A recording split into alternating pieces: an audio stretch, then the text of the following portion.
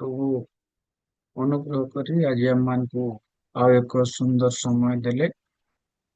ମୁଁ ଈଶ୍ୱରଙ୍କୁ ଧନ୍ୟବାଦ ଦେବା ସଙ୍ଗେ ସଙ୍ଗେ ଆପଣମାନେ ସମସ୍ତଙ୍କୁ ସୁନ୍ଦର ସମୟ ପାଇଁ ମୁଁ ଧନ୍ୟବାଦ ଦିଏ।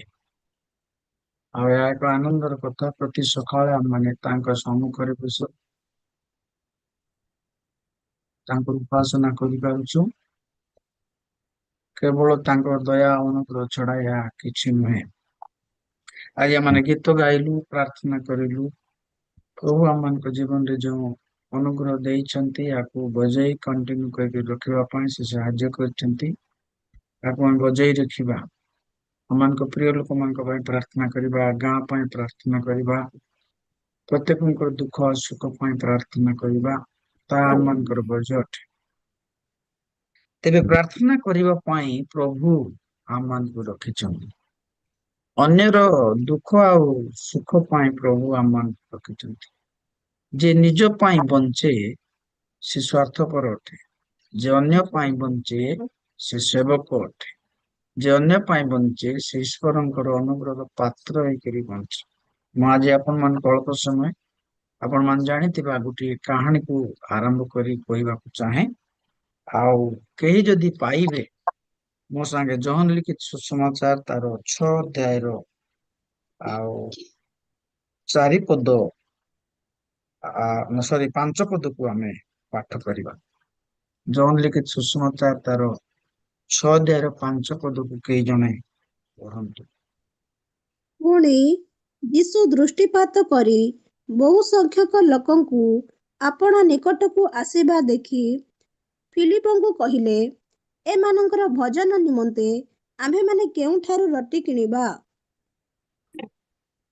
ଧନ୍ୟବାଦ ମା, ଏ ପ୍ରଭୁ ଆଶୀର୍ବାଦ କରନ୍ତୁ। ଏଇ ଯୋଉ କାହାଣୀ 4ଟି ସୁସମାଚାର ସବୁ ଜାଗାରେ ଲେଖା ଯାଇଛି। ଗୋଟିଏ ଜାଗାରେ ନାହିଁ, ମାଥ୍ୟୁରେ ଲେଖା ଯାଇଛି, ମାର୍କରେ ଲେଖା ଯାଇଛି, ଲୁକରେ ଲେଖା ଯାଇଛି, ଆଉ ଜହାନରେ ମଧ୍ୟ ଆମେ ଦେଖିବାକୁ ପାଉଛୁ। ଏଇଟା ସାଧାରଣତଃ ଏକ ସଣ୍ଡେ ସ୍କୁଲର କାହାଣୀ। ଆଉ ଏ କାହାଣୀକୁ ସମସ୍ତେ କହନ୍ତି 5ଟି ରୁଟି 2ଟି ମାଛର କାହାଣୀ। କାହିଁକି 5ଟି ରୁଟି 2ଟି ମାଛ ବୋଲି ଲେଖାଯାଏ? ଯୀଶୁ ଆଶ୍ଚର୍ଯ୍ୟ କର୍ମ କରିଥିବା କାହାଣୀ ବୋଲି ଆମେ କହିବା କଥା, କିମ୍ବା ଈଶ୍ୱରଙ୍କର ଗୌରବ ପାଇଁ ହେଇଥିବା କାହାଣୀ କହିବା କଥା। କିନ୍ତୁ ତାର ହେଡିଂ ରେ ମଧ୍ୟ ଆମେ ଦେଖୁଛୁ 5ଟି ରୁଟି ଆଉ 2ଟି ମାଛର କାହାଣୀ। ଏ 5ଟି ରୁଟି 2ଟି ମାଛ ଗୋଟେ ଲୋକ ପାଖରେ ଥିଲା। ତାର ନାମ ଏଠି ଲେଖା ଯାଇନାହିଁ, ଯେ ତା ଜୀବନରେ ଅନ୍ୟମାନଙ୍କ ପାଇଁ ଆଶୀର୍ବାଦର କାରଣ ହେଲେ। ଏ 5ଟି ରୁଟି 2ଟି ମାଛ ଧରିକି ସେ ଯୀଶୁଙ୍କର ସଭାକୁ ଆସିଥିଲା, ଯୀଶୁଙ୍କ ସାଙ୍ଗେ ସାକ୍ଷାତ କରିବାକୁ ଆସିଥିଲା। ଏ କାହାଣୀର ମୂଳ ତତ୍ତ୍ୱକୁ ଆମେ ଯେତେବେଳେ ଦେଖୁଛୁ, ଯୀଶୁଙ୍କର ସେବା କାର୍ଯ୍ୟ ଆରମ୍ଭରେ ସିଏ ବିଭିନ୍ନ ଜାଗାକୁ ଯାଉଥିଲେ। ଆଜି ଏଠି ମଧ୍ୟ ସେ ତିବିରିଆ ସମୁଦ୍ର କୂଳ ପାଖେ ଅଛନ୍ତି। ତାଙ୍କୁ ଦେଖା କରିବା ପାଇଁ ଅନେକ ଲୋକ ଆସୁଛନ୍ତି। ଯୀଶୁଙ୍କୁ ଦେଖା କରିବା ପାଇଁ କି ଯୀଶୁଙ୍କୁ ଦେଖା କରିବା ପାଇଁ ଆସୁଛନ୍ତି ଅନେକ ଲୋକ। ତାର ଅନେକ କାରଣ ସେଠି ରହିଛି। ପ୍ରଥମ କାରଣ ହଉଛି, ଆମେ ଦେଖୁ କେତେ ଲୋକ ଆସୁଥିଲେ ତାଙ୍କ ଠାରୁ ରୋଗରୁ ସୁସ୍ଥ ହେବା ପାଇଁ। ଯଦି ଜହନ ଲିଖିତ ସୁସମାଚାର ତାର 6 ଅଧ୍ୟାୟର 2 ପଦକୁ ଯଦି ଆମେ ପଢିବା, ସେ ଜାଗାରେ ଲେଖାଯାଏ ଅନେକ ରୋଗୀ ମାନେ ସୁସ୍ଥ ହଉଥିଲେ ଯୀଶୁଙ୍କ ପାଖକୁ ଯାଇ। ସେମାନେ ଯୀଶୁଙ୍କ ପାଖକୁ ଗଲେ ସେ ଛୁଇଁ ଦଉଥିଲେ, ସେ କହୁଥିଲେ, ତେବେ ସେମାନେ ସୁସ୍ଥ ହେଇଥିଲେ। ତାଙ୍କ ଛାଇ ପଡିଲେ ସେମାନେ ସୁସ୍ଥ ହୋଇଥିଲେ। ତାଙ୍କ ବାକ୍ୟ ଶୁଣିଲା ବେଳକୁ ସେମାନେ ସୁସ୍ଥ ହେଇଥିଲେ। ରୋଗ ପାଇଁ ସେମାନେ ପ୍ରଭୁ ଯୀଶୁ ଖ୍ରୀଷ୍ଟଙ୍କ ପାଖକୁ ଯାଉଥିଲେ। ଟିକେ ପଢ, କିଏ ଗୋଟେ ପଢ, ନହେଲେ 6 ଅଧ୍ୟାୟ 2 ପଦ। ଆଉ ସେ ରୋଗୀମାନଙ୍କ ପ୍ରତି ଯେ ଯେ ଆଶ୍ଚର୍ଯ୍ୟ କର୍ମ କରୁଥିଲେ, ସେଇ ସବୁ ଦେଖି ବହୁ ସଂଖ୍ୟକ ଲୋକ ତାହାଙ୍କ ପଶ୍ଚାତଗମନ କରିବାକୁ ଲାଗିଲେ।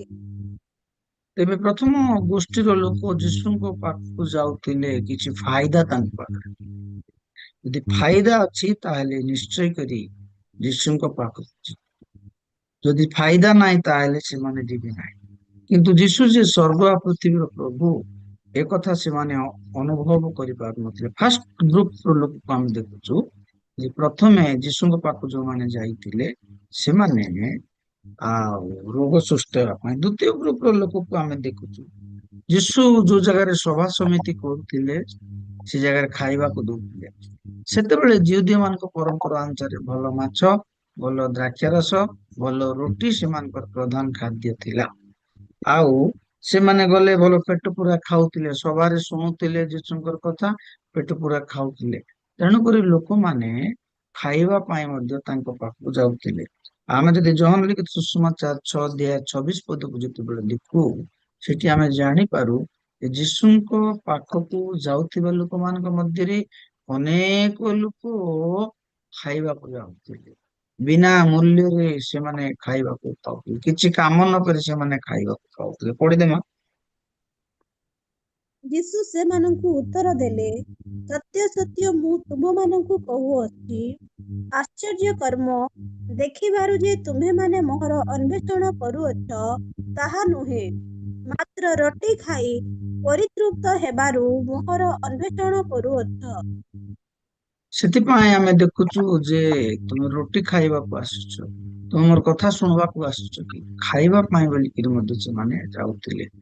ଆଉ ବିଶେଷ କରି ଯୀଶୁଙ୍କର ଯୋଉ ଆଶ୍ଚର୍ଯ୍ୟ କର୍ମ ଆମେ ଦେଖୁଛୁ, କୋଉଠି 5ଟା ରୁଟି 2ଟି ମାଛ, ଆଉ କୋଉଠି 5,000 ଲୋକକୁ, କୋଉଠି 4,000 ଲୋକକୁ, କୋଉଠି 20,000 ଲୋକକୁ ଯୀଶୁ ଖୁଆଉଥିଲେ। ତେବେ ସେମାନେ ଯୀଶୁଙ୍କ ପ୍ରତି ଆକର୍ଷିତ ହେଇ ଯାଉନଥିଲେ। ସଭା ସମିତିକୁ ଯାଉଛୁ ଯେ ସେମାନେ ଯାଉଥିଲେ ଏବଂ ଖାଦ୍ୟ ପାଇଁ। ତୃତୀୟ ପ୍ରକାର ଲୋକ ମଧ୍ୟ ଯୀଶୁଙ୍କ ପାଖକୁ ଯାଉଥିଲେ। ସେମାନଙ୍କର ଜୀବନରେ ଆଉ ଗିର୍ଜା ଗଲେ ପଦ ପଦବୀ ମିଳିବ, ଆମେ ପ୍ରେସିଡେଣ୍ଟ ହେବୁ, ଆମେ ସେକ୍ରେଟାରୀ ହେବୁ, ଆମେ ଆଉ ଅନେକ ଆଉ ଦାୟିତ୍ୱ ବହନ କରୁ, କିଛି ପଦ ପଦବୀ ପାଇଁ ମଧ୍ୟ ସେମାନେ ଯାଉଥିଲେ। ମାଥିଉ ଲିଖିତ ସୁସମାଚାର ତାର 20ର 27 ପଦରେ ଲେଖାଯାଏ ଯେ ଜଣେ ବ୍ୟକ୍ତି ଥିଲେ ଯାହାଙ୍କର 2 ପୁତ୍ର ଥିଲେ। ସେ ଯୀଶୁଙ୍କ ପାଖକୁ ଆସି କହୁଛନ୍ତି ଯେ ପ୍ରଭୁ, ମୋର 2ଟା ପୁଅକୁ ତୁମ ବାମ ପାଖରେ ଆଉ ଡାହାଣ ପାଖରେ ତୁମେ ବସାଇ ତୁମେ ରଖ। ପଢିଦିଅ ସେଟା। 20ର 27। 20ର 27। ଆଉ ଯେ କେହି ପ୍ରଧାନ ହେବାକୁ ଇଚ୍ଛା କରେ, ସେ ତୁମମାନଙ୍କର ଦାସ ହେଉ। ରାଇଟ। ସେଠି ଆମେ ଦେଖୁଛୁ ସେମାନଙ୍କୁ ଯୀଶୁ କହୁଛନ୍ତି ଯେ ମୋ ପାଖକୁ ଆସିଲେ, ଆଉ 20ର 21 ପଢୁଥିଲ। ସେଥିରେ ସେ ତାହାଙ୍କୁ ପଚାରିଲେ, ତୁମେ କଣ ଇଚ୍ଛା କରୁଅଛ?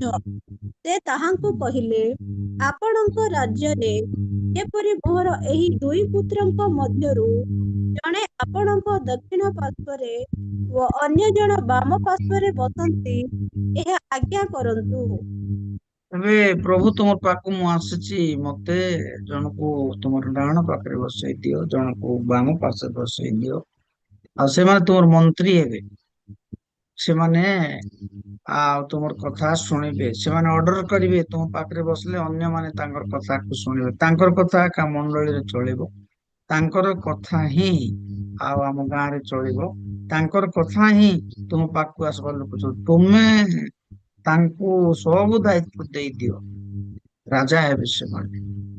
ପ୍ରଭୁଙ୍କ ପାଖକୁ ଆସିବା ଲୋକମାନେ ବେଳେ ବେଳେ ସ୍ୱାର୍ଥବାଦୀ। ସେମାନେ ପଦପଦବୀ, ସେମାନେ ଆଉ ନିଜର ଆତ୍ମବଡ଼ିମାକୁ ବଢେଇବା ପାଇଁ ସେମାନେ ଆସୁଛନ୍ତି। ଏଇଠି ମଧ୍ୟ ଯୀଶୁଙ୍କ ପାଖକୁ ଠିକ ସେଇ ପ୍ରକାର ଲୋକ ଆସୁଥିଲେ। ଆଉ ଗୋଟେ ଦଳର ଲୋକ ଆସୁଥିଲେ, ଲୋକ 5ର 11, ଯୋଉମାନେ ପ୍ରଭୁଙ୍କୁ ପ୍ରକୃତରେ ପ୍ରାର୍ଥନା କରିବା ପାଇଁ ଯାଉଥିଲେ, ପ୍ରାର୍ଥନା କରିବା ପାଇଁ ଯାଉଥିଲେ। ତେବେ ଆମମାନେ ଯେତେବେଳେ ପ୍ରଭୁଙ୍କ ପାଖକୁ ଆସୁଛୁ, ଆମର ହୃଦୟ ମନ ଆତ୍ମା ପ୍ରାଣ ନେଇ ଆମେ ପ୍ରାର୍ଥନାର ମନୋଭାବ ନେଇ ପ୍ରଭୁଙ୍କ ପାଖକୁ ଆସିବାର ଅଛି। ଯୋଉମାନେ ପ୍ରାର୍ଥନାର ମନୋଭାବକୁ ନେଇ ପ୍ରଭୁଙ୍କ ପାଖକୁ ଆସନ୍ତି, ପ୍ରଭୁ ସେମାନଙ୍କୁ ଆଶୀର୍ବାଦ କରିବେ। ଲୋକ 5ର 11 ପଦରେ ଲେଖାଯାଏ, ଏବେ ସେମାନେ ସବୁ ତ୍ୟାଗ କଲେ। ସେମାନଙ୍କର ଡଙ୍ଗା ତ୍ୟାଗ କଲେ, ସେମାନଙ୍କର ଘର ତ୍ୟାଗ କଲେ, ସେମାନଙ୍କର ଭାଇ ଭଉଣୀ ତ୍ୟାଗ କଲେ।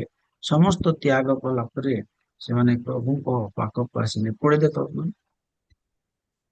ସେଥିରେ ସେମାନେ ନୌକାଗୁଡ଼ିକ କୂଳକୁ ଆଣି ସମସ୍ତ ପରିତ୍ୟାଗ କରି ତାହାଙ୍କର ଅନୁଗମନ କଲେ। ସବୁ ଛାଡିଦେଲେ ପ୍ରଭୁ ଯୀଶୁଙ୍କ ପାଖକୁ ଗଲା ପାଇଁ। ତେବେ ତାପରେ ପ୍ରଭୁଙ୍କ ପାଖକୁ ଆସିଲେ। ଯେତେବେଳେ ପ୍ରଭୁଙ୍କ ପାଖକୁ ସେମାନେ ଆସିଲେ, 3 ବର୍ଷ 6 ମାସ କାଳ ପର୍ଯ୍ୟନ୍ତ ତାଙ୍କ ସାଙ୍ଗେ ରହିଲେ, ଖାଇଲେ ପିଇଲେ ରହିଲେ। ଈଶ୍ୱରଙ୍କ ପାଖକୁ ଯୋଉମାନେ ଆସିବେ, ସେମାନଙ୍କର ପାଖରେ କିଛି ନଥିଲେ ପ୍ରଭୁ ସବୁ ସେମାନଙ୍କୁ ଦେବେ। ସେମାନଙ୍କୁ ଆଶୀର୍ବାଦ କରିବେ। ସେମାନଙ୍କର ଆଗ ଆଡରୁ ପଛ ଆଡରୁ ବାମ ଆଡରୁ ଡାହାଣ ଆଡରୁ ଆସିବେ। ବେଳେ ବେଳେ ଆମେ ଆଉ ପ୍ରଭୁଙ୍କ ପାଖକୁ ଗଲେ ଆମମାନେ କିଛି ଖାଲି ହାତରେ ଆସିଥାଉ ବୋଲି, କିନ୍ତୁ ପ୍ରଭୁଙ୍କ ପାଖକୁ ଯୋଉମାନେ ଯାଆନ୍ତି ପ୍ରଭୁ ସେମାନଙ୍କୁ ଆଶୀର୍ବାଦ କରନ୍ତି। ତେବେ ମୋର ଆଜିର କହିବାର କଥା ହଉଛି, ଏଇ ଯୋଉ ଜହନ ଲିଖିତ ସୁସମାଚାର ତାର 6 ଅଧ୍ୟାୟରେ ଲେଖା ହେଇଛି, ଯୀଶୁ 5ଟି ରୁଟି ଆଉ 2ଟି ମାଛକୁ ସେ 5,000 ପୁରୁଷ ମାନଙ୍କୁ ଖୁଆଇଲେ ଏବଂ ଅନ୍ୟ ଅନ୍ୟ ମାନେ ମଧ୍ୟ ଥିଲେ। ହୁଏତ ସ୍ତ୍ରୀ ଲୋକମାନେ ଥିବେ ଆଉ 5,000 ହେଲେ 10,000। ଯଦି ପିଲା 2ଟା ଥିଲେ ତେବେ 20,000, ପ୍ରାୟ ପାଖାପାଖି 20,000 ଲୋକକୁ ସେ ଖାଦ୍ୟକୁ ଖୁଆଇଲେ। ଯେତେବେଳେ ଯୀଶୁ ଶିକ୍ଷା ଦଉଥିଲେ, ଅନେକ ଲୋକ ତାଙ୍କ ପାଖକୁ ଆସିଲେ। ତାଙ୍କ ପାଖକୁ ଆସିଲା ପରେ ଆଉ ଯୀଶୁ ସେମାନଙ୍କ ପ୍ରତି ଦୟାରେ ବିଗଳିତ ହେବେ। 3 ଦିନ ହେଲା ସେମାନଙ୍କ ସଙ୍ଗେ ଅଛନ୍ତି, ସେମାନଙ୍କର ସଙ୍ଗେ ବସିଛନ୍ତି, କଣ୍ଟିନ୍ୟୁଅସଲି ସେମାନେ ବସିଛନ୍ତି। ତେଣୁ ସେମାନେ ଏବେ ସେମାନଙ୍କୁ ଖାଇବା ପାଇଁ ଯୀଶୁଙ୍କୁ ଦେବାକୁ ପଡିବ। ଯେତେବେଳେ ସେମାନଙ୍କୁ ଖାଇବା ପାଇଁ ଯୀଶୁଙ୍କୁ ଦେବାକୁ ପଡିବ, ଯୀଶୁ କହିଲେ ଶିଷ୍ୟମାନଙ୍କୁ, ତୁମେ ସେମାନଙ୍କୁ ଖୁଆଅ। ଏ ଜାଗାରେ ଆଉ ଅନ୍ୟ ପ୍ରକାର ଲେଖା ହେଇଛି, ଆଉ ଅନ୍ୟ ସୁସମାଚାରରେ ଟିକେ ଅଲଗା ଲେଖା ହେଇଛି। ଆ, ଏଠି ଲେଖା ହେଇଛି, ଏମାନଙ୍କ ଭୋଜନ ନିମନ୍ତେ ଆମମାନେ କେଉଁଠାରୁ ରୁଟି ଆଣିବା? କିନ୍ତୁ ଆଉ ଗୋଟେ ସୁସମାଚାରରେ ଲେଖା ହେଇଛି ଯେ ତୁମେ ଏମାନଙ୍କୁ ଭୋଜନ କରାଅ। ତେବେ ଶିଷ୍ୟମାନେ ଆଉ ଆଶ୍ଚର୍ଯ୍ୟ ହେଇଗଲେ, ଆମ ପାଖରେ ଖାଇବାକୁ ନାହିଁ, 3 ଦିନ ହେଲା ମିଟିଂ ଚାଲିଛି, କୋଉଠୁ ଏତେ ଗୁଡେ ଜିନିଷ ଆଣିବୁ? ସେତେବେଳେ ସେମାନେ ଖୋଜି ଖୋଜି ଖୋଜି ଗୋଟେ ବ୍ୟକ୍ତିଙ୍କୁ ପାଇଲେ, ଯୋଉମାନେ ଯାହା ଆଣିଥିଲେ ପକେଟରୁ ଥିଲା ସବୁ ଖାଇଦେଲେ। ଆଉ ଯୋଉମାନେ ଯାହା ଆଣିଥିଲେ ତାହା ସେମାନେ ଖାଇକି ସରେଇ ଦେଇକିରି ବର୍ତ୍ତମାନ ବସିଛନ୍ତି। କିଛି ଲୋକ ଭୋକ ହଉଛନ୍ତି। ତେବେ ଏଇ ଯୋଉ ଜାଗାରେ ସେମାନେ ଶିଷ୍ୟମାନଙ୍କୁ ଯେତେବେଳେ କହିଲେ, ଶିଷ୍ୟମାନଙ୍କୁ କାଲକୁଲେଟ କଲେ, ଏତିକି ଟଙ୍କାର ଯଦି ଆମେ ଗଣିବା ତାହେଲେ ଆମମାନଙ୍କୁ 100 ଟଙ୍କାର ଖାଦ୍ୟ ଏତେ ଲୋକ ହବ ନାହିଁ। ହୁଏତ 200 ଟଙ୍କାର ଖାଦ୍ୟ ମଧ୍ୟ ହବ ନାହିଁ। ଏ 20,000 ଲୋକକୁ କୋଉଠି ଖାଇବାକୁ ଆଣିବ? 5 ମିନିଟରେ ଆରେଞ୍ଜ କରାଯିବ କି 10 ମିନିଟରେ କି 2 ଘଣ୍ଟା 3 ଘଣ୍ଟାରେ ଆରେଞ୍ଜ କରାଯିବ? ସେମାନେ ଖାଇବେ କୋଉଠି ହବ ସେଟା? ତେବେ ଶିଷ୍ୟମାନେ ତାକୁ ଭାବିଲେ ଆଉ ଖୋଜୁଛନ୍ତି। ଏଇ ଭିତରେ ଖୋଜୁ ଖୋଜୁ ଖୋଜୁ ସେମାନେ ଫିଲିପିଓ ଜଣେ ଛୁଆକୁ ପାଇଲେ। 8 ପଦ ପଢନ୍ତୁ।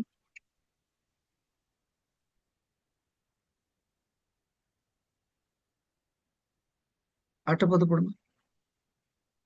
କୋଉଟା ମାଥ୍ୟୁ କି ଲୁକା? ଜହନ ଲିଖିତ ସୁସମାଚାର ତାର 5 6 ରୁ 8 ପଦ ପଢେ। ସିମୋନ ପିତରଙ୍କର ଭ୍ରାତା ଆନ୍ଦ୍ରିୟ ନାମକ ତାହାଙ୍କ ଶିଷ୍ୟମାନଙ୍କ ମଧ୍ୟରୁ ଜଣେ ତାହାଙ୍କୁ କହିଲେ, ଏଠାରେ ଜଣେ ବାଳକ ଅଛି। ଏଠାରେ ଜଣେ ବାଳକ ଅଛି। ସେମାନେ ଖୋଜି ଖୋଜି ଖୋଜି ଗୋଟେ ଲୋକକୁ ପାଇଲେ, ଗୋଟେ ପିଲା ଲୋକକୁ ପାଇଲେ, ଯୋଉ ଲୋକ ସଭାକୁ ଆସିଥିଲା।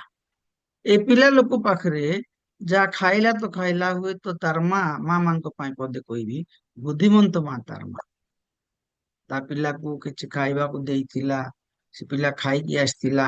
ପିଲା ରଖିଥିଲା ଆଉ କିଛି ବଳେଇ 5ଟା ରୁଟି ଆଉ 2ଟି ମାଛ ରଖିଥିଲା। ତେବେ ଏ ପିଲାକୁ ଦେଖିଲେ ଆଉ ସେ ଜାଗାରେ ସେ ତା ମା ସମସ୍ତ ଆୟୋଜନ କରି ତାକୁ ପଠେଇଥିଲା। 3 ଦିନ ଗଲା ପରେ ମଧ୍ୟ 5ଟି ରୁଟି 2ଟି ମାଛ ବଳକା ହେଇକି ରହିଛି। ତାକୁ ଖାଇବା ପାଇଁ ମନ ଥିଲା। ଆଜିକାଲିର ଲୋକ ହେଇଥିଲେ କି ଅନ୍ୟ ପ୍ରକୃତିର ଲୋକ ହେଇଥିଲେ, ସେ ଏଠିରୁ ଖଣ୍ଡେ ସେଠିରୁ ଖଣ୍ଡେ ସେଠିରୁ ଖଣ୍ଡେ କାଢି ସରେଇ ଦେଇଥାନ୍ତା। ପୁଣି ହୁଏତ ଗୋଟେ ପେଟି କି 2ଟା ପେଟି ଦେଇଥିବ ତାର ମା। ସେତେବେଳେ ରୁଟି କୁ ସେ ସାଇତି କରି ରଖିଥିଲା। ସେ ତାର ଖାଦ୍ୟକୁ ରଖିକରି ସେ ଯାହା ଖାଇଲା ଖାଇଲା, ଆଉ ବଳକା ଜିନିଷକୁ ରଖିଥିଲା। ଖୋଜି ଖୋଜି ଶିଷ୍ୟମାନେ ଦେଖିଲେ ଏ ପିଲାକୁ ପାଇଲେ। ହେଲେ ଆଶ୍ଚର୍ଯ୍ୟର କଥା ହଉଛି ପିଲାର ନାଁ ଏ ଜାଗାରେ ଲେଖା ଯାଇନାହିଁ। ଯେତେବେଳେ ସେମାନେ ପାଇଲେ ସେ ପିଲାକୁ, ସେତେବେଳେ ଯୀଶୁଙ୍କୁ ଯାଇ କହିଲେ ଏଠି ଗୋଟେ ପିଲା ଅଛି, ତା ପାଖରେ 5ଟି ରୁଟି ଆଉ 2ଟି ମାଛ ଅଛି। ଈଶ୍ୱରଙ୍କ ରାଜ୍ୟ ନିମନ୍ତେ ପ୍ରଭୁ ଛୋଟିଆ ଲୋକକୁ ମଧ୍ୟ ବ୍ୟବହାର କରନ୍ତି। ଏଇ 20,000 ଲୋକକୁ ଖାଇବା ପାଇଁ ଗୋଟେ ଛୋଟିଆ ପିଲା ଅଳ୍ପ ଖାଦ୍ୟକୁ ପ୍ରଭୁ ବ୍ୟବହାର କରୁଛନ୍ତି। ଈଶ୍ୱରଙ୍କ ଦୃଷ୍ଟିରେ କୌଣସି ବିଷୟ ଆଉ ବଡ କଥା ନାହିଁ। ଯେତେବେଳେ ପ୍ରଭୁ ତାକୁ ଛୁଅନ୍ତି ସେତେବେଳେ ତାହା ମଲ୍ଟିପ୍ଲାଏ ହେଇଯାଏ, ତାହା ବୃଦ୍ଧି ହେଇଯାଏ। ହେଲେ ଯୋଉ ପର୍ଯ୍ୟନ୍ତ ପିଲାର ପାଖରେ ଏଇ ରୁଟିଟି ଅଛି, ଯୋଉ ପର୍ଯ୍ୟନ୍ତ ପିଲାର ପାଖରେ ଏଇ ମାଛଟି ଅଛି, ମାତ୍ର 5ଟି ରୁଟି ଆଉ 2ଟି ମାଛ ହେଇକି ରହିଛି। କିନ୍ତୁ ପ୍ରଭୁଙ୍କ ପାଖକୁ ଯେତେବେଳେ ଆସିଲା ତାକୁ ବଢିଗଲା। ତେବେ ପ୍ରିୟ ପ୍ରଭୁଙ୍କର ଲୋକମାନେ, ଆଜି ଦୁନିଆରେ ହଉ ତ ଆମେ ଛୋଟ ଲୋକ, ଆମେ ଛୋଟ ପିଲା, କିନ୍ତୁ ଏଡେ ବଡ ବିଶାଳ ଦେଶରେ, ବିଶାଳ ରାଜ୍ୟରେ, ଏଡେ ବଡ ବିଶାଳ ଭୂମିରେ ପରମେଶ୍ୱର ଅନ୍ୟକୁ ମେଣ୍ଟେଇବା ପାଇଁ ଛୋଟିଆ ଗିଫ୍ଟ ଆମମାନଙ୍କୁ ଦେଇଛନ୍ତି, ଯାହା ଆମ ପାଖରେ ଅଛି। ଆମ ପାଖରେ ଯେତେବେଳେ ଅଛି, ଏଇ ଆଖିର ଲୁହ ପ୍ରଭୁ ଆମମାନଙ୍କୁ ଦେଇଛନ୍ତି। ଏ ସକାଳର ନିଦକୁ ପ୍ରଭୁ ଛଡେଇବା ପାଇଁ ଆମକୁ ଯୋଉ ମନ ଦେଇଛନ୍ତି, ଏ ସକାଳର ମନୋଭାବକୁ ଅନ୍ୟମାନଙ୍କ ପାଇଁ ପ୍ରାର୍ଥନା କରିବାକୁ ଦେଇଛନ୍ତି। ଆମେ ଯେତେବେଳେ ତା ଯୀଶୁଙ୍କ ହସ୍ତରେ ସମର୍ପଣ କରୁ, ହୁଏତ ଅନ୍ୟମାନଙ୍କ ପାଇଁ ତା ଆଶୀର୍ବାଦର କାରଣ। ମାତ୍ର 5ଟି ରୁଟି ଆଉ 2ଟି ମାଛରେ ପ୍ରଭୁ ଅନେକ ଲୋକଙ୍କୁ ଖୁଆଇଲେ। ସେଇ 6 ଅଧ୍ୟାୟର 9 ପଦରେ ଲେଖାଯାଏ, ଆଉ ସେମାନେ କହୁଛନ୍ତି ଏଇଟା କଣ ହବ, କିଛି ହେଇପାରିବ ନାହିଁ। ପଢେ ମା।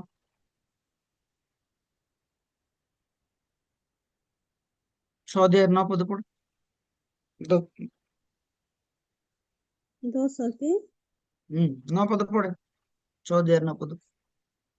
ତାହା ପାଖରେ ଜବର 5ଟି ରୁଟି ଓ 2ଟି ଭଜା ମାଛ ଅଛି, କିନ୍ତୁ ଏତେ ଲୋକଙ୍କ ପାଇଁ ତାହା କଣ ହେବ? ତେବେ ଆମେ ଦେଖୁଛୁ ଏଠି ଯେ ଶିଷ୍ୟମାନେ ଆସି ଯୀଶୁଙ୍କୁ ରିପୋର୍ଟ କରୁଛନ୍ତି ଯେ ପ୍ରଭୁ ଏଠି ଗୋଟେ ତ ପିଲା ଅଛି। ଏ 18 ଲୋକ 20 ଲୋକ ବସିବା ଭିତରେ ଗୋଟେ ପିଲା ଅଛି, ଯାହା ପାଖରେ କ୍ୱାଲିଟି ଅଛି, ଗୁଣ ଅଛି, ଯାହାର ମା ତାକୁ ଶିଖେଇ ପଠେଇଛି, ଶୁଣେଇବାକୁ ପଠେଇଛି। ମାର କଥା ଲେଖାଯାଏ ନାହିଁ, ବାପାର କଥା ଲେଖାଯାଏ। ଗୋଟେ ଛୋଟିଆ ପିଲା ପାଖରେ 2ଟି ମାଛ 5ଟି ରୁଟି ରହିଛି। ତେବେ 2ଟି ମାଛ ରୁଟି 2ଟି ମାଛ 5 ରୁଟି ରୁଟିରେ କଣ ହବ? କିଛି ହେଇପାରିବ ନାହିଁ। 20,000 ଲୋକ ଖାଇବେ। ଆମ ଦୃଷ୍ଟିରେ କୌଣସି ବିଷୟ ବଡ ଦିଶେ ପ୍ରିୟମାନେ। ଯେତେବେଳେ ଆମେ ଈଶ୍ୱରଙ୍କ ପାଖକୁ ତା ଆଣୁ, ତାହା ପରିବର୍ତ୍ତନ ହେଇଯିବ। ଆମେ ଯେତେବେଳେ ଈଶ୍ୱରଙ୍କ ପାଖକୁ ଦଉ, ତାହା ମଲ୍ଟିପ୍ଲାଏ ହେଇଯିବ। ତେବେ 10 ପଦ ଯେତେବେଳେ ଆମେ ଦେଖୁଛୁ, ସେ ଜାଗାରେ ଲେଖାଯାଏ, ଯୀଶୁ କହିଲେ ସେମାନଙ୍କୁ ବସାଅ, ତୁମେ କର, ତୁମେ ବସାଅ। ଏମାନେ ଆଶ୍ଚର୍ଯ୍ୟ ହଉଛନ୍ତି, ଅଳ୍ପ ଟିକେ ଅଛି, କୁଆଡୁ ଏସବୁ କରିବୁ? ସେମାନେ କହିଲେ ସେମାନଙ୍କୁ ବସାଅ। ଯୋଉ ଜାଗାରେ ସେମାନେ ବସେଇଲେ ସେ ଜାଗାରେ ବହୁତ ଘାସ ଥିଲା। ପ୍ରାୟ 5,000 ପୁରୁଷ ବସିଲେ। ପ୍ରଥମ କଥା, ଆମେ ଯେତେବେଳେ ଦେଖୁଛୁ 11 ପଦରେ, ଯୀଶୁଙ୍କ ପାଖକୁ ଯେତେବେଳେ ଆଣିଲେ, ଯୀଶୁ ତ ରୁଟିକୁ ଧନ୍ୟବାଦ ଦେଲେ।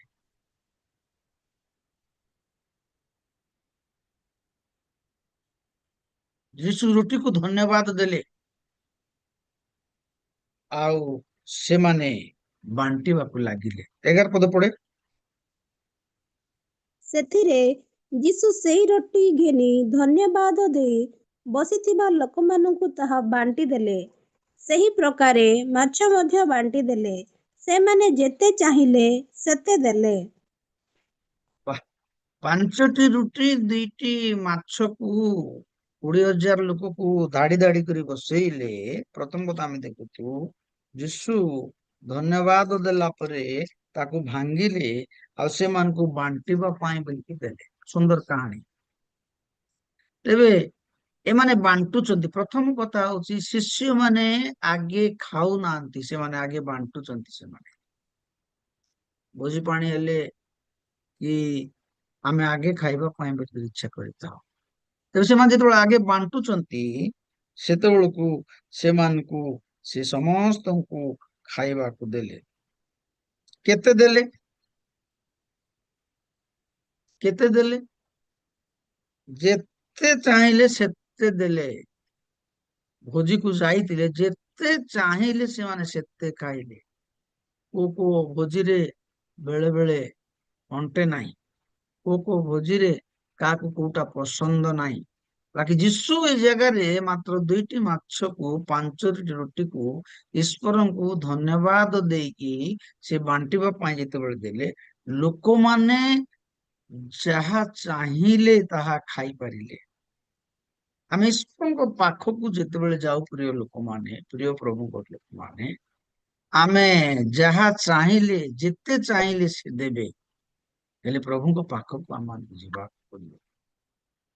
ଏଇ ଜାଗାରେ ସେମାନେ ଜାଣିଛନ୍ତି ମରୁଭୂମି ବା ପ୍ରାୟ କୌଣସି ସୁବିଧା ନାହିଁ, ତଥାପି ସେମାନଙ୍କୁ ଯେତେ ଚାହିଁଲେ ସେମାନେ ଦେଲେ।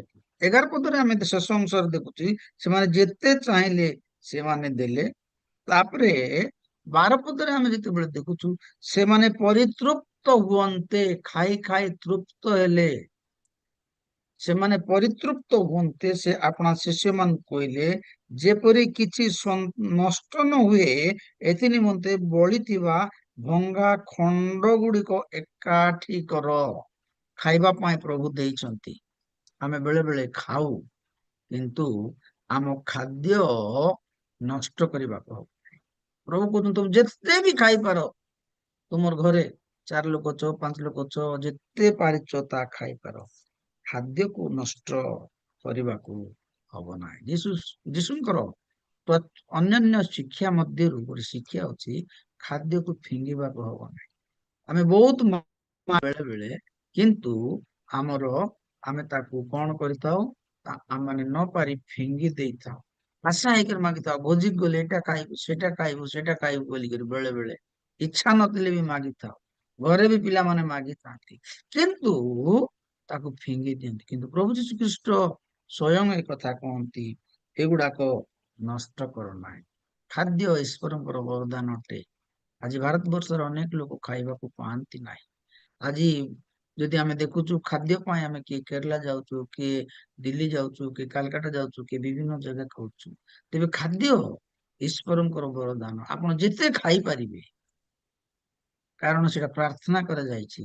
କିନ୍ତୁ ଖାଦ୍ୟକୁ ଫିଙ୍ଗିବେ ନାହିଁ, ନଷ୍ଟ କରିବେ ନାହିଁ। ଆଉ ଯେତିକି ପାରିବେ ସେତିକି ଖାଇବେ। କୋଉ ଭୋଜିକୁ ଗଲେ ଏଇଟା ଗୋଟେ ଈଶ୍ୱରଙ୍କର ବାକ୍ୟ ଆମମାନଙ୍କ ପାଇଁ, ଯେତିକି ପାରିବେ ସେତିକି ଖାଇବେ। ବେଶୀ ମାଗିକରି ଖାଦ୍ୟକୁ ଫିଙ୍ଗି ଦେବାଟା ହଉଛି ଈଶ୍ୱରଙ୍କ ବିରୁଦ୍ଧରେ ଆମମାନଙ୍କୁ ଯିବାଟା। ପ୍ରିୟ ପ୍ରଭୁଙ୍କର ଲୋକମାନେ, ପ୍ରଥମ କଥା ଆମେ ଦେଖିଲୁ ଯେ ଆମମାନଙ୍କ ମଧ୍ୟରେ ଯଦି ଆମ ପାଖରେ କିଛି ଅଛି, ଆମେ ଯଦି ପ୍ରଭୁଙ୍କ ହାତରେ ଦେଇଦଉ, ପ୍ରଭୁ ତାକୁ ମଲ୍ଟିପ୍ଲାଏ କରିବେ, ବୃଦ୍ଧି କରିବେ।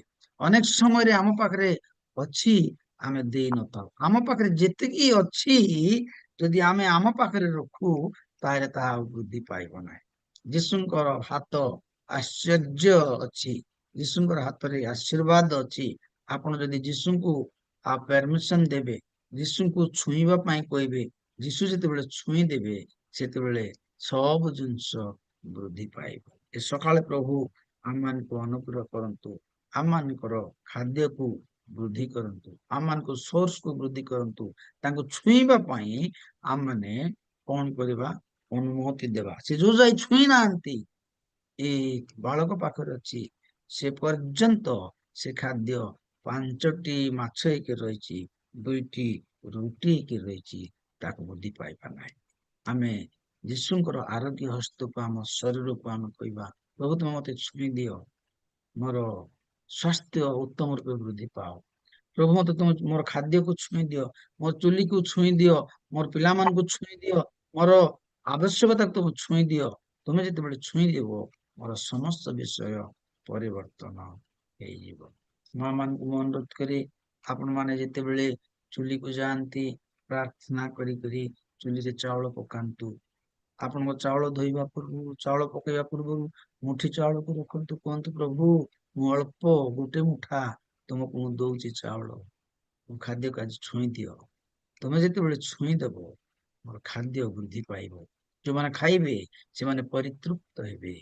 ଯୋଉମାନେ ଖାଇବେ ସେମାନେ ଆଶୀର୍ବାଦ ପ୍ରାପ୍ତ ହେବେ। ତୁମ ହାତରେ ମୁଁ ଖାଦ୍ୟକୁ ଦଉଛି।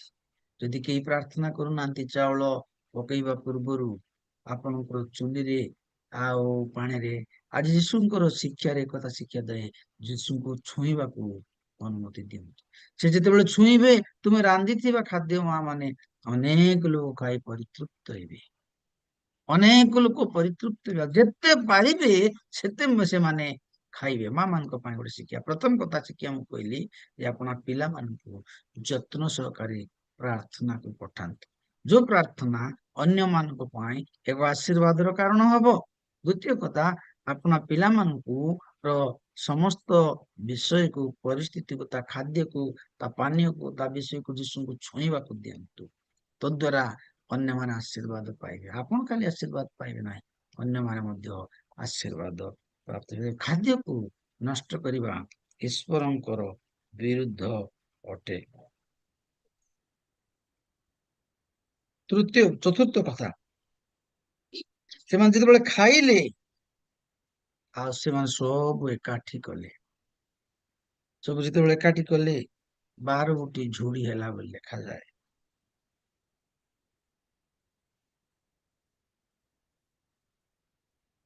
ଏ ପଢ ତ କଳ୍ପନା 13 ପଦ। ସେଥିରେ ସେମାନେ ସେଇ ସବୁ ଏକାଠି କଲେ। ପୁଣି ଲୋକମାନଙ୍କର ଖାଇବା ପରେ ଜବର ସେଇ 5 ରୋଟିରୁ ଯେଉଁ ଭଙ୍ଗା ଖଣ୍ଡ ଗୁଡ଼ିକ ବଳିଥିଲା, ସେଥିରେ ସେମାନେ 12 ଟକାଇ ପୂର୍ଣ୍ଣ କଲେ। ରାଇଟ, ସେମାନେ ସେମାନଙ୍କର ଖାଦ୍ୟରୁ ଆଉ 12ଗୋଟି ଟୋକେଇ 12ଗୋଟି ଝୁଡିରେ ଭର୍ତ୍ତି କଲେ। କାହିଁକି 12ଗୋଟି ଝୁଡି କଥା ଏଠାରେ ଲେଖାଯାଏ? ନା, 12 ଜଣ ଶିଷ୍ୟ ସେମାନେ ଥିଲେ। ଈଶ୍ୱରଙ୍କ ପାଖକୁ ଆସିଲେ, ଈଶ୍ୱରଙ୍କ ଆଉ କାର୍ଯ୍ୟକୁ ସେମାନେ ଯେତେବେଳେ କରୁଛନ୍ତି, ସେତେବେଳେ ସେ ଖାଲି ଆଉ ସେ ତାଙ୍କର କଥା ସେ ଚିନ୍ତା କଲେ ନାହିଁ, ତାଙ୍କ ପରିବାର କଥା ମଧ୍ୟ ସେ ଚିନ୍ତା କଲେ। ଏବେ ଆମେ ଏଠି ଦେଖୁଛୁ ଆଉ ଯେ ପ୍ରଭୁଙ୍କର କାର୍ଯ୍ୟରେ, ପ୍ରଭୁଙ୍କ ସେବାରେ, ପ୍ରାର୍ଥନାରେ ଯୋଉମାନେ ଲାଗି ରହିବେ, ପ୍ରଭୁ କେବେ ମଧ୍ୟ ସେମାନଙ୍କୁ ଆଉ ତାଙ୍କୁ ଅନ୍ୟଥା କରିବେ ନାହିଁ। ପ୍ରଭୁ ସେମାନଙ୍କର ପରିବାରକୁ ମଧ୍ୟ ଦେବେ। ଆଜି ସକାଳେ ପ୍ରଭୁ ଆପଣ ପ୍ରାର୍ଥନା କରୁଛନ୍ତି ଖାଲି ଆପଣଙ୍କ ପାଇଁ ନାହିଁ, କିନ୍ତୁ ଆପଣଙ୍କର ପିଲାମାନଙ୍କୁ ମଧ୍ୟ ପ୍ରଭୁ ଆଶୀର୍ବାଦ କରିବେ। ତେବେ ମୁଁ ଆଜିର ଅଳ୍ପ ସମୟ ଧ୍ୟାନ ପାଇଁ ମୁଁ ଏ କଥା ତ କହିଲି ଆପଣମାନଙ୍କୁ, କିନ୍ତୁ ସେ ପିଲାର କେତେଟା ଗୁଣ ମୁଁ ଆପଣମାନଙ୍କୁ କହିବାକୁ ଚାହେଁ। ସେଠାରେ 8 ପଦରେ ଲେଖାଯାଏ, ଏଠାରେ ଜଣେ ବାଳକ ଅଛି। ଏଠାରେ ଜଣେ ବାଳକ ଅଛି, ଯୋଉ ବାଳକ ଯୀଶୁଙ୍କ ପାଇଁ ବୋଲିକିରି ସେ ବ୍ୟବହୃତ ହଉଥିଲା। ଆଉ ପ୍ରଭୁ ତାକୁ ରଖିଥିଲେ ଅନ୍ୟମାନଙ୍କ ପାଇଁ। ତେବେ ଏଇଠି ଆମମାନଙ୍କୁ ପ୍ରଭୁ ରଖିଛନ୍ତି ତାଙ୍କର ଆଉ ସେବା କରିବା ପାଇଁ, ତାଙ୍କର ଧନ୍ୟବାଦ କରିବା ପାଇଁ, ତାଙ୍କର ପ୍ରାର୍ଥନା କରିବା ପାଇଁ। ତେବେ ଆମେ ଯଦି ଅନ୍ୟମାନଙ୍କ ପାଇଁ ପ୍ରାର୍ଥନା କରିବା, ଅନ୍ୟ ଲୋକମାନେ ତୃପ୍ତ ହେବେ। ତେବେ ବାଳକର କେତେଟା ଗୁଣ କଥା ମୁଁ ଆପଣମାନଙ୍କୁ କହିବି ଆହୁରି, ତାପରେ ଆମମାନେ ଶେଷ କରିବା। ହୁଏତ ପ୍ରଭୁ ଆପଣଙ୍କ ଗାଁରେ ଆପଣଙ୍କୁ ରଖିଛନ୍ତି।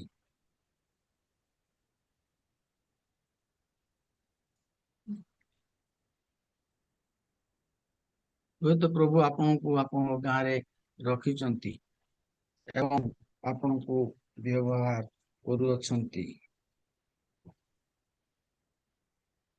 ପ୍ରଥମ କଥା, ଆମେ ଯେତେବେଳେ ଦେଖୁଛୁ ସେ ବାଳକ ପ୍ରଭୁଙ୍କ ପାଖକୁ ପ୍ରକୃତରେ ଆସିଥିଲା। ସେ ପିଲାଟି ଈଶ୍ୱରଙ୍କ ନିକଟକୁ ଆସିଥିଲା, ତାଙ୍କୁ ପ୍ରକୃତରେ ଫଲୋ କରିଥିଲା। ଅନ୍ୟମାନେ ଅନ୍ୟ କାର୍ଯ୍ୟ ପାଇଁ ଆସିଥିଲେ, କିଛି ଇଏ ପାଇଁ ଆସିଥିଲେ, କିନ୍ତୁ ସେଇ ପିଲାଟି ପ୍ରଭୁଙ୍କ ପାଖକୁ ଆସିଥିଲା। ତେବେ ସେ ଯାହା ତା ପାଖରେ ଥିଲା ତାକୁ ଅନ୍ୟ ଲୋକ ପାଇଁ ବୋଲିକି ସେ ବ୍ୟବହାର କଲା। ସେ ଖାଦ୍ୟ ସେ ଖାଇ ପାରିଥାନ୍ତା, ମନା କରିପାରିଥାନ୍ତା, କିନ୍ତୁ ତାକୁ ସେ ମନା କଲା ନାହିଁ।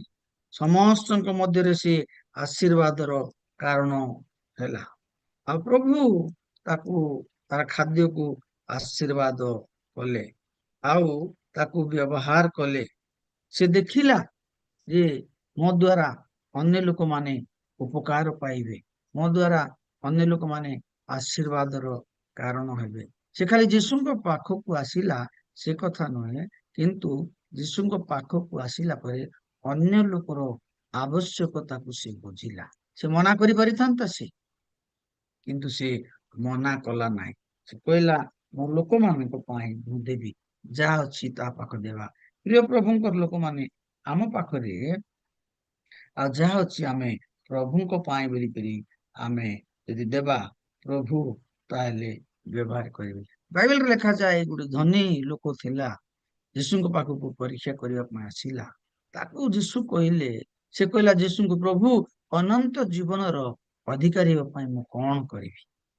କିନ୍ତୁ ଯୀଶୁ ଯେତେବେଳେ ତାକୁ କହିଲେ, ପୁଅ ତୁ ଯା, ତୋ ପାଖରେ ଯାହା ଧନ ସମ୍ପତ୍ତି ଅଛି ତାକୁ ତୁ ବାଣ୍ଟି ଦେ, ଦରିଦ୍ର ମାନଙ୍କୁ ଦେଇଦେ, ତାପରେ ତୁ ମୋ ପାଖ। ସେ ମନ ଦୁଃଖ ହେଇକି ପଳେଇଲା। ବିରାଟ ବଡ ଧନୀ ଲୋକ, ବିରାଟ ବଡ ଗୋଟେ ପଣ୍ଡିତ ଲୋକ, ସେ ତୋରାକୁ ବୁଝି ପାରୁଥିଲା। ସେ ଯୀଶୁଙ୍କ ପାଖକୁ ଯେତେବେଳେ ଆସିଲା, ଯୀଶୁ କହିଲେ ଯେ ତୋ ଧନ ସମ୍ପତ୍ତି ଦେ, ସେତେବେଳେ ଦୁଃଖ ହେଇ ଚାଲିଗଲା। ମାତ୍ର ଏଇ ବାଳକ ପାଖକୁ ଯେତେବେଳେ ଚିନ୍ତା କରୁଛୁ, ତାର ପାଖରେ ଯାହା ଅଛି ତାହା ସେ ଦେଇଦେଲା। ଆମ ପାଖରେ କଣ ଅଛି? ନା ଧନ ଅଛି, ନା ସମ୍ପତ୍ତି ଅଛି। ଆମ ପାଖରେ ଯାହା ବି ଅଛି ଈଶ୍ୱରଙ୍କ ପାଇଁ ଆମେ ଯାହା ଯେତିକି ପାରିବା ଆମେ ଯଦି ଦେବା, ଈଶ୍ୱର ଆମକୁ ଆଶୀର୍ବାଦ କରିବେ। ଆଉ ଦ୍ଵିତୀୟ କଥା ଆମେ ଦେଖୁଛୁ, ଖାଲି ସେ ଦେଲା ସେ କଥା ନାହିଁ, ଯତ୍ନର ସହିତ ଈଶ୍ୱରଙ୍କର ବାକ୍ୟ ଶୁଣିଥିଲା। ତା ମା ତାକୁ ଶିଖେଇଥିବ, ବାବୁ ତୁ ଯାଉଛୁ, ଅନାବନା ହବୁ ନାହିଁ, ତୁ ପ୍ରଭୁଙ୍କ ବାକ୍ୟକୁ ତୁ ଶୁଣିବି। ସେ ଶୁଣୁଥିଲା ବସିକରି। ଆମ ପିଲାମାନଙ୍କୁ ଆମେ ଏକଥା ବି ଶିଖେଇବାର ଅଛି ଯେ ଆମେ ଯେତେବେଳେ ପ୍ରାର୍ଥନାରେ ବସୁ, ପ୍ରଭୁଙ୍କ ବାକ୍ୟ ସେମାନେ ଶୁଣିବା ପାଇଁ। ସେଥିପାଇଁ ବାଇବେଲରେ ଲେଖାଯାଏ, ଆଉ ସେ ତୁମେ ପିଲାକୁ ତାର ଛୋଟ ବେଳୁ ଶିଖାଅ, ତେବେ ସେ ବଡ ହେଲେ ହିଁ ଆଉ ଯୋଉ ଜିନିଷ ସେ ଶିଖିଥିବ ତାକୁ ସେ ଭୁଲିବ ନାହିଁ। ତେବେ ପ୍ରଥମ କଥା ଦେଖୁଛୁ ଆମେ, ସେ ପ୍ରକୃତରେ ଈଶ୍ୱରଙ୍କର ବାକ୍ୟ ଶୁଣିଲା, ଯାହା ସେ ତା ପାଖରେ ଥିଲା ତାହା ଦେଲା। ଦ୍ଵିତୀୟ କଥା, ସେ ଈଶ୍ୱରଙ୍କର ବାକ୍ୟ ଶୁଣିଲା। ତୃତୀୟ କଥା ହଉଛି ସେ ଅନ୍ୟ ଲୋକର ଅଭାବକୁ ଜାଣିପାରିଲା। କଣ ଅଭାବ ଥିଲା? 3 ଦିନ ହେଲା ସେମାନେ ଯୀଶୁଙ୍କ ସାଙ୍ଗରେ ଅଛନ୍ତି, ଖାଇବାକୁ ନାହିଁ, ଅନେକ ଲୋକ ଭୋକ ହେଇଗଲେଣି। ତେଣୁ ଯୀଶୁ ଜାଣିଲେ, ଶିଷ୍ୟମାନଙ୍କୁ କହିଲେ ତୁମେ ମାନଙ୍କୁ ଖୁଆଅ। ହେଲେ ଶିଷ୍ୟମାନେ କୁଆଡୁ ଆଣିବେ? ଏ ଶିଷ୍ୟମାନେ ଆମ ପରି ମନୁଷ୍ୟ ମାନେ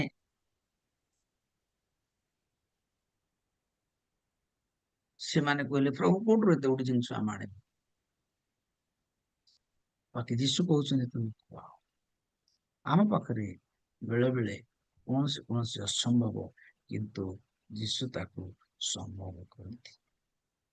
ତେବେ ଏ ବାଳକଟି ଅନ୍ୟର ଦୁଃଖ ବୁଝିଲା। ପ୍ରିୟ ପ୍ରଭୁଙ୍କର ଲୋକମାନେ, ଆମେ ଯେତେବେଳେ ଆମ ପାଖରେ କିଛି ହଉଛି, କିଛି କରିପାରିବା, ଅନ୍ୟମାନଙ୍କୁ ଆମେ ଆମ ହାତରେ ତାହା କରିବା ଆବଶ୍ୟକ ଅଟେ। ଚତୁର୍ଥ କଥା ଆମେ ଦେଖୁଛୁ, ତା ପାଖରେ ଯେତିକି ଥିଲା ସବୁ ଦେଇଦେଲା। ମୁଁ ପ୍ରଥମ କଥା କହିଲି ଯେ ସେ ଅନ୍ୟମାନଙ୍କ ପାଇଁ ଆଶୀର୍ବାଦର କାରଣ ହେଲା। ଦ୍ଵିତୀୟ କଥା, ପ୍ରଭୁଙ୍କର ବାକ୍ୟ ଶୁଣିଲା। ତୃତୀୟ କଥା ଆମେ ଦେଖୁଛୁ, ସେ ଅନ୍ୟଙ୍କ ଅଭାବ ଜାଣିଲା। ଆଉ ତାର ପାଖରେ ଚତୁର୍ଥ କଥା, ଯେତିକି ଥିଲା ସବୁ ସେ ଦେଇଦେଲା। ହୁଏତ ତା ପାଖରେ କିଛି ରଖିପାରିଥାନ୍ତା, ମୁଁ ଦେଇଦେଲେ କଣ ଖାଇବି ବୋଲିଥାନ୍ତା, କିନ୍ତୁ କୌଣସି ବିଷୟ ସେ ତା ପାଖରେ ରଖିବାକୁ ନାହିଁ। ଏଲିୟ ଯେତେବେଳେ ଗଲେ ସାରିପତ ବିଧବା ପାଖକୁ, କହିଲେ ମୋ ପାଇଁ ଜଳ ଦିଅ, ମୋ ପାଇଁ ପିଠା ଦିଅ। ସେତେବେଳେ ସେ କହିଲା, ପ୍ରଭୁ ଆମ ପାଖରେ ଅଳ୍ପ ଅଛି, ମୁଁ ଆଉ ମୋର ପୁଅ ଆଜି ଦୁର୍ଭିକ୍ଷ ସମୟରେ ଯାହା ଅଛି ଆମେ ଖାଇ ମରିବୁ। ସେତେବେଳେ ସେ କହିଲେ, ତମେ କୌଣସି ପ୍ରକାର ମରିବ ନାହିଁ। ସେ ଦେଲେ ପ୍ରଭୁଙ୍କର ଦାସ, ଏବଂ 3 ବର୍ଷ 6 ମାସ ପର୍ଯ୍ୟନ୍ତ ତାଙ୍କର ଅଭାବ ହେଲା ନାହିଁ। ଯୋଉମାନେ ପ୍ରଭୁଙ୍କୁ ଦେଇଛନ୍ତି, ପ୍ରିୟ ପ୍ରଭୁଙ୍କର ଲୋକମାନେ, ସେମାନଙ୍କର କେବେ ଅଭାବ ହେଇନାହିଁ। ମୁଁ ଆପଣମାନଙ୍କୁ ଏଇ ସବୁ ସକାଳରେ ଯୋଉମାନେ ମତେ ଦେଖୁଛନ୍ତି, ମୋର କଥାକୁ ଶୁଣୁଛନ୍ତି, ଚ୍ୟାଲେଞ୍ଜ କରି କହିବାକୁ ଚାହେଁ, ଅନୁରୋଧ କରିବା ପାଇଁ ଚାହେଁ, ଆପଣଙ୍କ ପାଖରେ ଯାହା ଅଛି ତାହା ଯଦି ପ୍ରଭୁଙ୍କ ପାଖକୁ ଦେବେ, ଫୁଲି ଡେଡିକେଟେଡ, ପ୍ରଭୁ କେବେ ଆପଣଙ୍କୁ ପାଶରିବେ ନାହିଁ। ସେ କାହାକୁ କେବେ ପାଶରି ନାହାନ୍ତି। ସେ ପାଶରିବା ପରମେଶ୍ୱର ନୁହନ୍ତି, ମନୁଷ୍ୟ ଭାବେ ସେ ପାଶରି ପକାନ୍ତି, କିନ୍ତୁ ପ୍ରଭୁ କେବେ ଆପଣଙ୍କର ଦେଇଥିବା ବିଷୟକୁ ଭୁଲିବେ ନାହିଁ। ହେଲେ ଆମର ହାତ ଛୋଟ, ବେଳେ ବେଳେ ଆମେ ଦେଇନଥାଉ। ରବିବାର ଗିର୍ଜା ଯାଉଛନ୍ତି, ଆପଣ ଭଲ ଜିନିଷ ପ୍ରଭୁଙ୍କୁ ଦିଅନ୍ତୁ। ଆପଣଙ୍କ ଯାହା ପାଖରେ ଅଛି ଦିଅନ୍ତୁ। ଆପଣଙ୍କର ଧାନ କାଟିଲେ ଧାନ ଦିଅନ୍ତୁ, ଚାଉଳ ଅଛି ଚାଉଳ ଦିଅନ୍ତୁ, ଆପଣଙ୍କ କୁକୁଡ଼ା ଅଛି କୁକୁଡ଼ା ଦିଅନ୍ତୁ। ପ୍ରଭୁଙ୍କ ପାଇଁ ଯାହା ଯୋଉମାନେ ଦେଇଛନ୍ତି, ସେମାନେ କେବେ ମଧ୍ୟ କୌଣସି ବିଷୟ ହରେଇ ନାହାନ୍ତି। ଯଦି କିଛି ସ୍ୱାର୍ଥ ପାଇଁ ଆମେ ଦେଇଛୁ, ହୁଏତ ତା ମାନଙ୍କ ପାଇଁ ଆଶୀର୍ବାଦ କାରଣ ହେଇନପାରେ। ବାକି ଆଜି ଈଶ୍ୱରଙ୍କର ବାକ୍ୟ କହି ସେ ପିଲା ପାଖରେ ଯାହା ଥିଲା ସେ ସବୁ ଦେଲା, କିଛି ହିଁ ରୋକିଲା ନାହିଁ। ପ୍ରଭୁ ଆମମାନଙ୍କୁ ଅନୁଗ୍ରହ କରନ୍ତୁ, ତାଙ୍କ ଡେଣା ତଳେ ଆମକୁ ରଖନ୍ତୁ। ଆମେ ପ୍ରଭୁଙ୍କ ପାଇଁ ଦେବାକୁ ଶିଖିବା। ଆପଣଙ୍କ ଦାନ, ଦଶ ମାଂସ ଯାହା ଈଶ୍ୱରଙ୍କ ପାଖରେ ଦିଅନ୍ତୁ, ପ୍ରଭୁ ଆପଣଙ୍କୁ ବୃଦ୍ଧି କରିବେ। ସେ ଦେଲାରୁ 20,000 ଲୋକ ଖାଇଲେ। ଆଉ ଆମମାନେ ଆଜି ସେ କାହାଣୀକୁ କରିପାରୁଛୁ, ପଢିପାରୁଛୁ। ପଞ୍ଚମ କଥା, ସେ ଆଡଭର୍ଟାଇଜ କଲା ନାହିଁ ନିଜ, ତା ନାମ ଲେଖାଯାଏ ନାହିଁ। ଯେଉଁମାନେ ଦିଅନ୍ତି ସେମାନଙ୍କର ଦକ୍ଷିଣ ହାତ ଦେଲେ ବାମ ହାତ ନ ଜାଣୁ ବୋଲି ବାଇବେଲରେ ଲେଖା ଅଛି। ଦେଇକରି ମୁଁ ଦାନ ଦେଲି, ମୁଁ ଦଶମାଂଶ ଦେଲି, ଏ କଥା କେବେ କହିବାକୁ ହବ ନାହିଁ। ଏ ବାଳକର କଥା ଏଇ ଜାଗାରେ ଲେଖାଯାଏ ନାହିଁ, ତାର ନାମ ଲେଖାଯାଏ ନାହିଁ। ଆଜି ଦୁନିଆରେ ଅନେକ ଲୋକ ଦେଇକି ସେମାନଙ୍କ ନାମକୁ ଘୋଷଣା କରିବାକୁ ଚାହାନ୍ତି, କହିବାକୁ ଚାହାନ୍ତି, ଏଇ ଜିନିଷ ମୁଁ ଦେଲି। ମୁଁ ଗତକାଲି ଗୋଟେ ଗ୍ରୁପରେ ମୁଁ ପ୍ରଚାର କରୁଥିଲି, ସେଇ କଥା ହିଁ କହୁଥିଲି। ଆମେ ମଣ୍ଡଳୀକୁ ପଙ୍ଖା ଦେଇଥାଉ ଆଉ କହିଥାଉ ଯେ ମୁଁ ପଙ୍ଖା ଦେଇଦେଲି। ଆମେ ମଣ୍ଡଳୀକୁ ଆଉ କୌଣସି ଚୌକି ଦେଇଦେଲେ ପଛରେ ଡୋନେଟେଡ ବାଇ ଅମକ ବୋଲିକରି ଲେଖିଥାଉ। ଆମେ କିଛି ଜିନିଷ ଦେଲେ ଆମେ ଦେଖେଇବାକୁ ଚାହିଁଥାଉ। ଏ ପିଲା ପାଖରେ ଯାହା ଥିଲା ସବୁ ଦେଇଦେଲା, ଦେଖାଣିଆ ହେଲା ନାହିଁ। ଦେଖାଣିଆ ଲୋକକୁ ପ୍ରଭୁ ଆଶୀର୍ବାଦ କରିବେ ନାହିଁ। ଆପଣ ଦେଖେଇବା ପାଇଁ ଦେଲେ ପ୍ରଭୁ ଆଶୀର୍ବାଦ, ଏ ହାତରେ ଦିଅନ୍ତୁ, ଏ ହାତରେ ପାଆନ୍ତୁ, ପ୍ରଭୁ ଅନୁଗ୍ରହ କଲେ।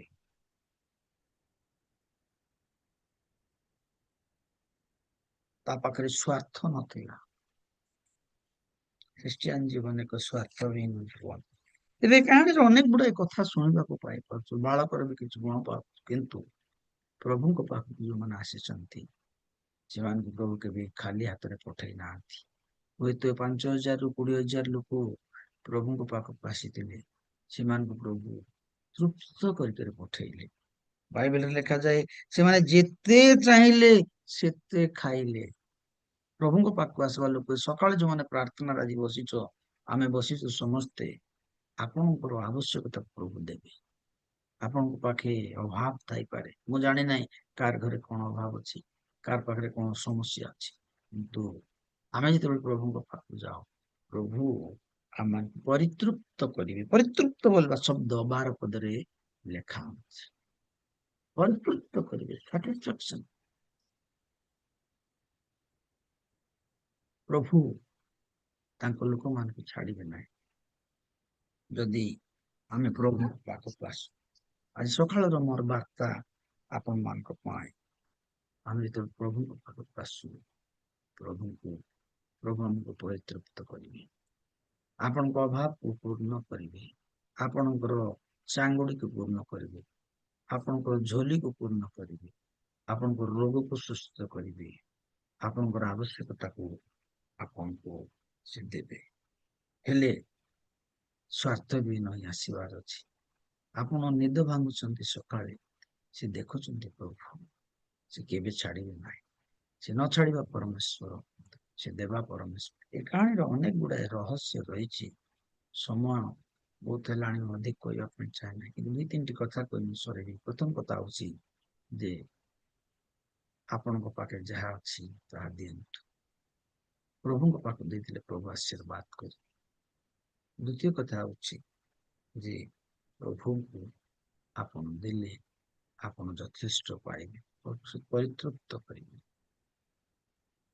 ପ୍ରଭୁଙ୍କର ହାତ ଛୋଟ ହେଇଯାଇ ନାହିଁ, ତା ଆଶୀର୍ବାଦ କରି ନପାରେ। ତେବେ ପ୍ରିୟ ପ୍ରଭୁଙ୍କର ଲୋକମାନେ, ଆଜି ସକାଳେ ଆସୁ ଆମେ ନିଜ ନିଜ ପ୍ରଭୁଙ୍କ ହସ୍ତରେ ସମର୍ପଣ କରୁ। ପ୍ରଭୁ ଦୟା କଲେ ସିରିଜ ମୁଁ ଆଉ ଗୋଟେ ଥର କହିବି। আর ଅନେକ ଗୁଡାଏ ରହସ୍ୟ ସେ ଜାଗାରେ ରହିଛି। ପ୍ରଭୁ ଯୀଶୁ ଖ୍ରୀଷ୍ଟ ଯେତେବେଳେ ଜଗତରେ ଥିଲେ, ଜହନ ଲିଖିତ ସୁସମାଚାରରେ ଲେଖାଯାଏ, ପ୍ରଥମ ଆଶ୍ଚର୍ଯ୍ୟ କର୍ମ ଲେଖାଯାଏ। ଏଇଟା ମଧ୍ୟ ଗୋଟେ ଆଶ୍ଚର୍ଯ୍ୟ କଥା।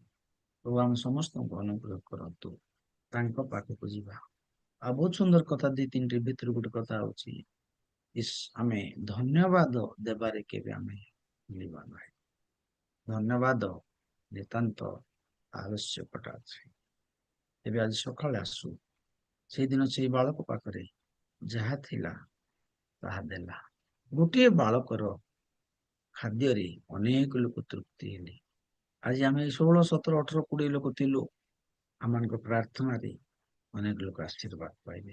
ଆମେ ଯେତେବେଳେ ଅନ୍ୟମାନଙ୍କ ପାଇଁ ପ୍ରାର୍ଥନା କରୁ, ପ୍ରଭୁ ଆମକୁ ଆଶୀର୍ବାଦ କରିବେ। ସକାଳେ ଯୋଉମାନେ ବସିଛନ୍ତି ସେମାନଙ୍କର ମନ ପ୍ରାଣକୁ ପ୍ରଭୁ ଦେଖୁଛନ୍ତି। ଆମେ ସବୁଦିନ ପ୍ରାର୍ଥନା କରିବା। ଏହି ସମୟରେ 4ଟାରୁ 5ଟା, 6ଟା ପର୍ଯ୍ୟନ୍ତ ଯୋଉ ପ୍ରାର୍ଥନା କରୁଛୁ, ପ୍ରଭୁ ଆମର ପ୍ରାର୍ଥନା ଶୁଣିବେ। ପ୍ରଭୁ ହୁଏତ ଆମକୁ ପଠେଇବେ ତାଙ୍କ ଦୂତକୁ, ଆମକୁ ତୃପ୍ତ କରିବେ, ଆମମାନଙ୍କୁ ରୋଗରୁ ସୁସ୍ଥ କରିବେ, ଅଭାବରୁ ଦୂର କରିବେ। ସକାଳରେ ଆମଙ୍କର ପ୍ରାର୍ଥନା ଶୁଣିବେ, ଆଉ ସେ ଆମମାନଙ୍କୁ ବ୍ୟବହାର କରିବେ। ଏବେ ଆଜିର ବାର୍ତ୍ତା ହଉଛି, ପ୍ରଭୁ ଆପଣଙ୍କୁ ରଖିଛନ୍ତି ଅନ୍ୟର ଉପକାର ପାଇଁ, ଅନ୍ୟର ମଙ୍ଗଳ ପାଇଁ। ପ୍ରଭୁ ଆପଣଙ୍କ ଦ୍ୱାରା ଅନ୍ୟକୁ ମଧ୍ୟ ଆଶୀର୍ବାଦ କରିବେ। ତେବେ ପ୍ରଭୁ ଅନୁଗ୍ରହ କରନ୍ତୁ। ଆଜିର ସୁନ୍ଦର ସକାଳ ପାଇଁ ଆମେ ନିଜେ ପ୍ରଭୁଙ୍କ ହାତରେ ସମର୍ପିତ ହେଇଯିବା। ଯାହା ଅଛି ଆମ ପାଖରେ, କ୍ରୋଧ, ରାଗ, ଦୁଷ୍ଟତା, ମନ୍ଦତା, ଛଳତା ପ୍ରଭୁଙ୍କ ହାତରେ ଦେଇଦଉ। ତାକୁ ପ୍ରଭୁ ନଷ୍ଟ କରି ଆମକୁ ତାଙ୍କର ସମସ୍ତ ଆତ୍ମିକ ଜ୍ଞାନରେ ବୃଦ୍ଧି କରିବେ। ଆମେ ନାମଧାରୀ ମାତ୍ର ନ ହଉ, ସମର୍ପିତ ହେଇ ଜୀବନ କାଟୁ। ସେଇଦିନ ସେ ବାଳକ ପାଖରେ ଯାହା ଥିଲା, ହୁଏତ ଖାଦ୍ୟ କଥା ଲେଖାଯାଏ, କିନ୍ତୁ ଯାହା ଥିଲା ସେ ସବୁ ଦେଇଥିଲା। ଆମେ ଯେତେବେଳେ ପ୍ରଭୁଙ୍କ ହାତରେ ଦେଇଦଉ, ପ୍ରଭୁ ଆମକୁ ସୁନ୍ଦର ରୂପେ ଗଠନ କରିବେ, ଆମମାନଙ୍କ ଜୀବନକୁ ପରିବର୍ତ୍ତନ କରିବା ପାଇଁ ସାହାଯ୍ୟ କରିବେ। ଏବଂ ଆମମାନେ ଝଗଡ଼ାଝାଟିରୁ ମୁକ୍ତ ପାଇବା, ଆମମାନେ ସମସ୍ତ ପ୍ରକାର ଅସୁବିଧାରୁ ମୁକ୍ତ ପାଇବା, ପ୍ରଭୁ ଆମମାନଙ୍କୁ ବ୍ୟବହାର କରିବେ। ତେବେ ସେ ବାଳକ ପରି ଗୁଣ ଦିଅନ୍ତୁ ଅନ୍ୟମାନଙ୍କ ପାଇଁ। ପ୍ରଭୁ ଆମମାନଙ୍କୁ ବଞ୍ଚିବା ପାଇଁ ସାହାଯ୍ୟ କରନ୍ତୁ। ଆମ ପାଖରେ ଯାହା ଅଛି ତାହା ପ୍ରଭୁଙ୍କ ପାଇଁ ଦେବା। ପ୍ରଭୁ ତା ବ୍ୟବହାର କରିବେ। ପ୍ରଭୁ ସମସ୍ତଙ୍କୁ